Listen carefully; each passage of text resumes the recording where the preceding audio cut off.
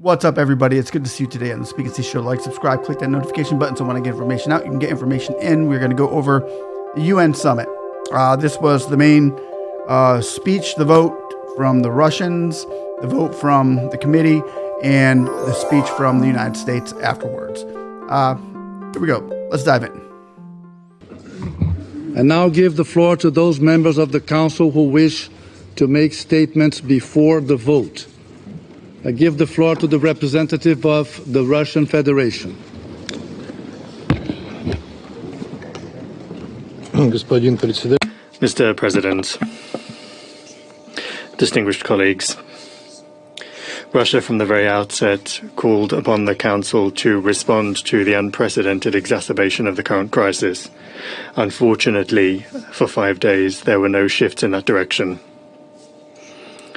We once again underscore that we condemn what took place on the 7th of October and the deaths of Israeli civilians, as well as the deaths of civilians in the Gaza Strip. Given that the number of killed and wounded is growing with every hour that passes, we cannot wait any longer, seeing how valuable time is being wasted with the repetition of the same discussions or inaction of the Council. And on the Friday, the 13th of October, we propose that the Council consider a brief, purely humanitarian draft resolution that we proposed.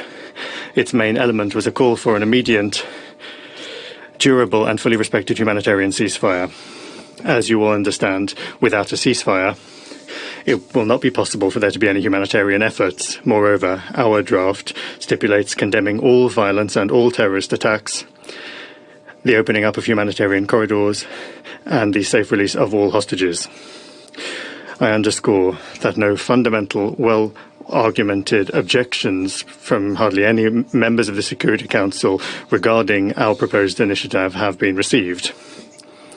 In general, only one delegation objected, and no substantive comments followed. On Saturday, the 14th of October, we asked the Presidency to schedule a vote on our draft for the 16th of October, and we opened the document up for co-sponsorship among the UN membership. We thank those delegations that co-sponsored our document. It is telling that our draft, in addition to other countries, has been co-sponsored by many members from the Arab group. It was supported by Palestine as well. This is a purely humanitarian text, and we will not understand if anybody decides not to support it, exclusively from selfish geopolitical concerns.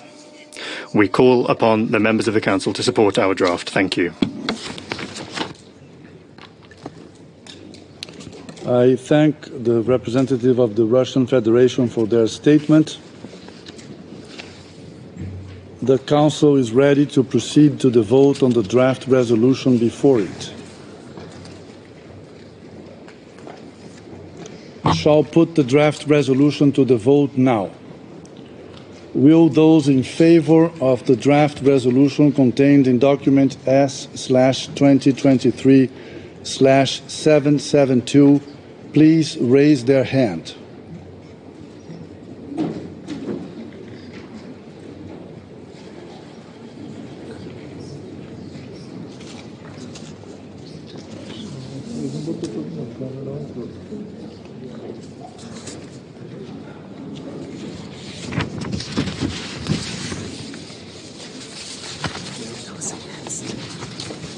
Those against?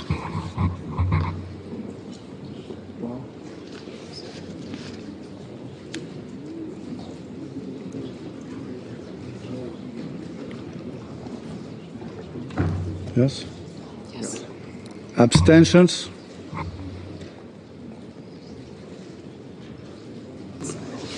The result of the voting is as follows. 5 votes in favor, 4 votes against, 6 abstentions. The draft resolution has not been adopted, having failed to obtain the required number of votes.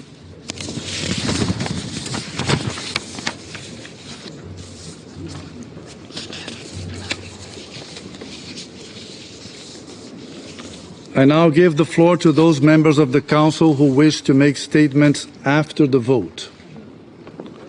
I give the floor to the representative of the Russian Federation.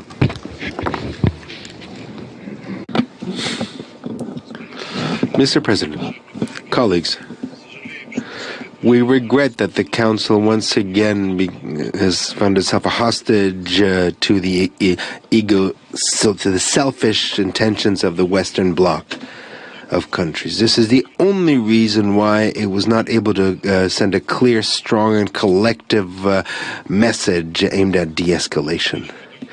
And we're talking about the most serious explosion of violence over the past decades. Today, the entire world waited with bated breath for the Security Council to take steps in order to put an end to the bloodletting. But the delegations of the Western countries have basically stomped on those expectations. We believe that today's vote in the Security Council is very demonstrative. It clearly shows who are in favor of a truce, a stop of indiscriminate bombing, and the provision of humanitarian assistance, and who is still in favor of blocking a single common message from the Security Council for purely selfish interests and political interests. Based on the results of the vote and the comments, no one should have any further illusions. We believe that independently of the outcome of the vote on our draft, it in any case fulfilled its task.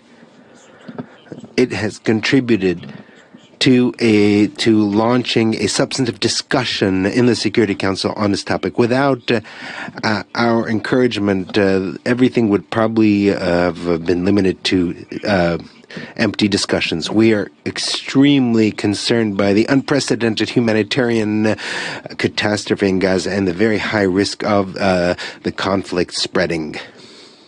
Thank you. I thank the representative of the Russian Federation for their statement, and I now give the floor to the representative of the United States. Thank you, Mr. President. Just over a week ago, terror was unleashed on Israel by Hamas, whose stated purpose is to destroy Israel and kill Jews. This was the worst massacre of Jewish people since the Holocaust. And I want to say that again. This was the worst massacre of Jewish people since the Holocaust. It was an appalling human tragedy that has brought to the surface painful scars left by a millennia of anti-Semitism. Hamas terrorists slaughtered more than 1,000 civilians, including American citizens, entire families, children, babies, and the elderly.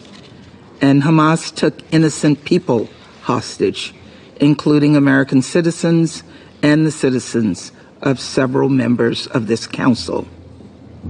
The brutality of Hamas brings to mind the most heinous atrocities committed by ISIS, and Hamas's actions have led to the dire humanitarian crisis facing the people of Gaza.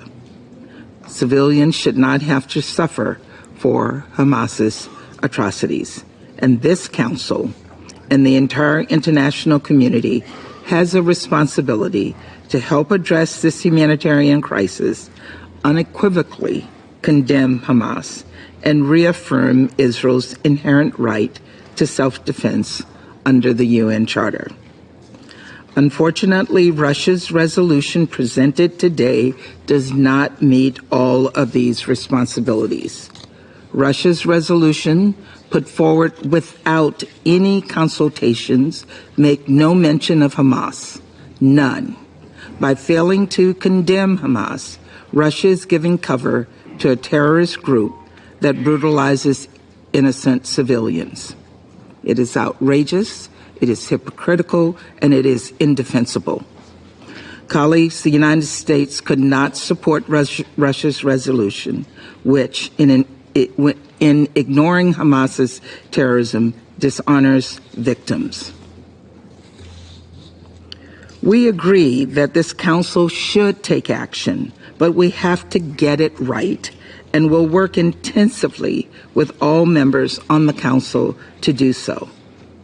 Colleagues, the vast majority of families in Gaza are suffering through no fault of their own.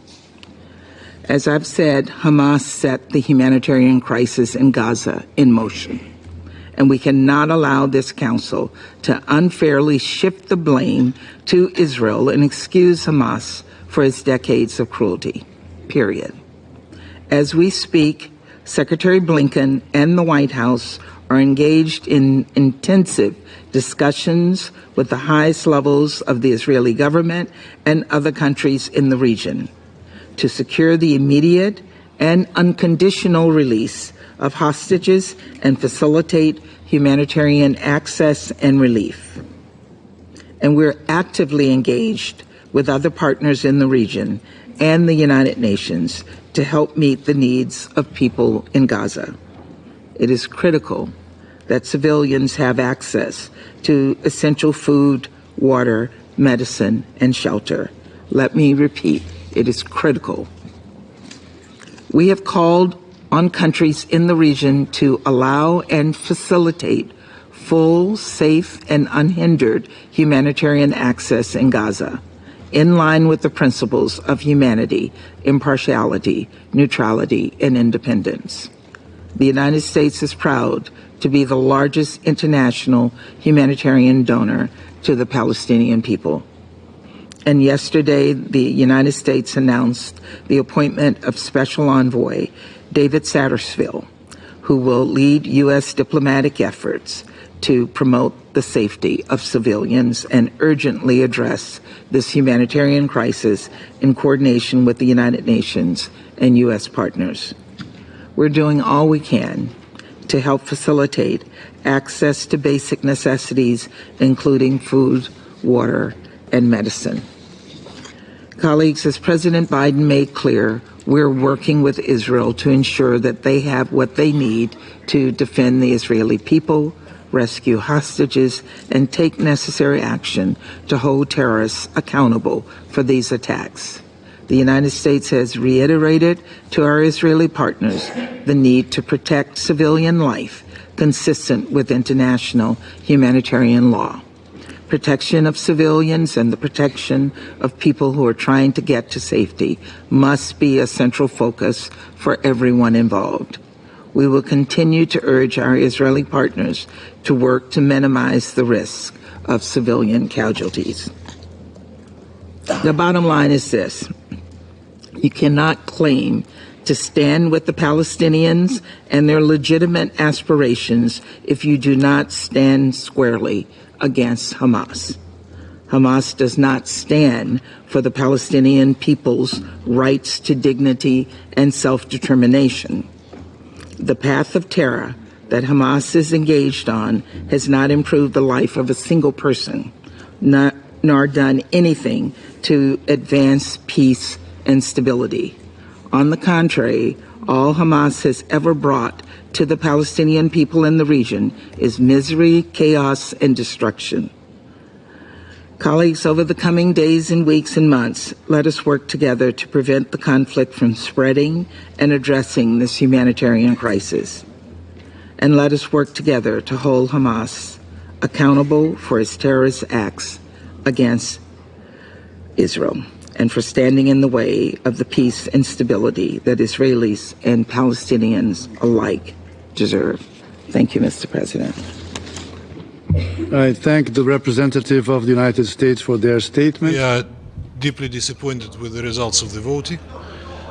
They will be telling us that that happened because Russians didn't consult the council. That is not true. We gave nearly 4 days for comments. No comments were received, except for one delegation that broke the silence on the resolution. There is nothing in the resolution that can be contested because it's purely a humanitarian one, and the only reason why the resolution didn't pass was because they didn't want to support anything coming from Russia. And we know that they spoke behind the doors that they cannot afford it.